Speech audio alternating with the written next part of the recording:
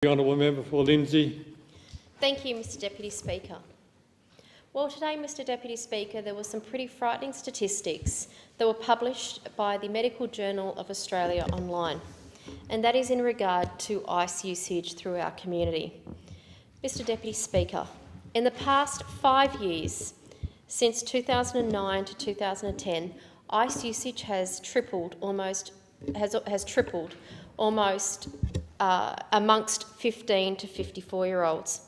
The statistics have been collated from national hospital admissions, which show 160,000 people being treated that are classified as ice dependent. They also show that 268,000 people are now being further treated for this disease. 160,000 people being treated and now classified as ice dependent. 268,000 people per year are also being treated. These are frightening numbers. It is larger than the figure that even the National Task Force estimated in December last year, when they said there was around 200,000 regular users. When you look at that, 268,000 people that are being treated for this drug, that doesn't account for people who are using ice within their communities or in their homes. When you look at what that means for ice, this number is even larger for people who are then in contact with ice or people who live in a household where somebody is in fact using ice. The use and possession arrests from last year are sadly up too. Last year, I quoted the Bureau of Crime Statistics and Research trends that showed around 25% increase in arrests year on year. The latest data shows that the 2-year trend between October 2014 and September 2015 had seen a jump of 74.5%. The Penrith local government area has also seen an increase in the arrest rate, which is 50% higher than that of the entire New South Wales average. Deputy Speaker, the point I make is that we are dealing with quite a large issue that is hurting a lot of people. The collateral effect on others is also quite intense. The collateral effect is made all too clear by the statement from an unnamed health professional I saw today in the Courier Mail, which says, and I quote, "It's when you can't sleep and you come down is when the psychosis kicks in." That's when ice becomes a community issue. Deputy Speaker, I would like to remind the House of the words of New South Wales Police Commissioner Andrew Scipione, and when he said that this is an issue that we as a community cannot arrest our way out of. Deputy Speaker, this is certainly an issue that requires a whole of government approach. Sadly, there is a lot of stigma about this issue, and it's one of those that by applying stigma to people and thinking that we can just arrest our way out of this is actually not going to help the terrible challenge that we have of ice in our communities. I think also one of the very worrying statistics is the growth of ice usage in people aged 15 to 24, which suggests that this issue really is not going away. The figures published today don't tell the whole story either. When I speak to Jane Gold at the Penrith Women's Health Centre, or Michelle Ellery from the Queen of Hearts Foundation, who works with people who have been victims of abuse, or Dr Maria Nittis from the Nepean Blue Mountains Local Health District, and what they tell you is that ice-related violence is also on the rise. And sadly, there seems to be evidence to back those observations up. The incident at Nepean Hospital in January with a local police officer was one that just highlights that. According to the BOSCAR statistics, for the 12 months from September 2015, the Penrith local government area recorded the second highest number of domestic violence-related assaults in New South Wales, a total of 1,027. Ever so sadly, this insidious drug is targeting our children as well. Last year, Deputy Speaker, I held a community forum exactly on this issue. One group, the Nepean Child Protection Community Service, reported that a staggering 90% of inquiries they receive have an ice component to them, and the environment, and in that environment, users are becoming younger and younger.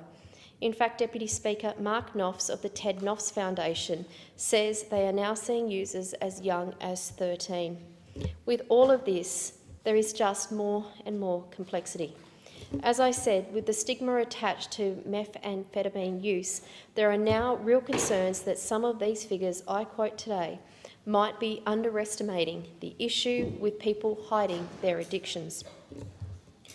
As a government, we are working to try to tackle this issue on several fronts, and I applaud the government for having a go, because this really is a very, very big challenge. We are spending $1 million with Crime Stoppers to dob in a dealer on their steps. It's a good step, and I commend the Minister for Justice for a worthy measure. But as I said, this requires a whole-of-government approach, and there is certainly a health aspect to battling crime, not just a justice measure. But in stopping the demand of crime, in stopping the demand of this drug, for people to be able to have the ability to say no and to have the ability to turn this drug down is a very, very difficult thing. Deputy Speaker, I'd like to commend the work of Dr. Karen Fisher from the Nepean Clinical School of Addiction Medicine at Nepean Hospital, and this is what Dr. Fisher is experiencing. First of all, they are finding that ice isn't like cannabis, heroin or alcohol. With those drugs, generally people would be taking them on a daily basis before they seek treatment. You only need to take ice once or twice a week for your life to be thrown into complete chaos. Dr. Fisher tells me the fact that people can't get off the drug, even though they use it only once or twice or even 3 times a week, means we need to rethink our whole treatment strategy. This is a drug that has very different effects than what we've previously seen from other drug usage. She goes on to say that ice users tend to also relapse faster than those addicted to other substances and to other drugs that their centre treats. And perhaps most alarmingly, ice is now accounting for between 1/4 to 1/3 of people that they treat at her clinic. It's growing and it's outstripping many of the traditional illicit drugs like cannabis. Add to that the quote I read earlier that it's when you can't sleep, it's when you come down that the psychosis kicks in. And you get an idea of how difficult treating people with addictions to ice really can be. Deputy Speaker, Dr. Karen Fisher is looking for new ways to deal with this increasing problem. One of those is more specialist attention and early on. At present, a person on ice is most likely to be presented to the hospital's emergency department. Some may be moved due to the psychosis elements of the come down from the drug into a mental health clinic. While these measures are good in the short term, it doesn't necessarily allow the individual to be treated appropriately for the use of the drug they have been using.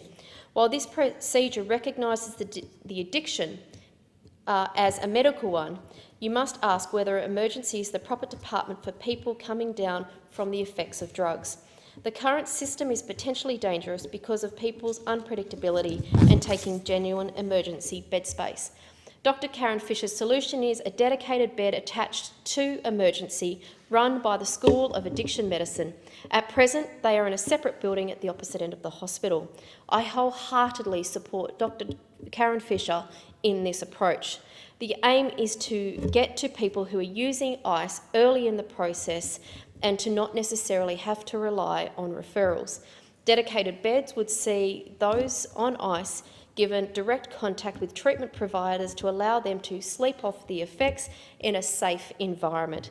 To enable this, the hospital has to navigate a number of challenges, not at least the current design of the building and a space where this could potentially be created. However, with the problem on the rise and current treatments challenging to meet the challenge of this drug, I commend Dr. Fisher, Gay Rao and the team for their willingness to look at new treatment solutions. If we are truly going to beat ice, we need to recognise that using some textbook solution is not going to be the way we go. As a government, we need to support many initiatives, as diverse as they may be. And in the words of Andrew Scipione, who I quoted earlier, This is not something we can arrest our way out of. It is a health issue, and it is one that the whole community must work together on. Thank you.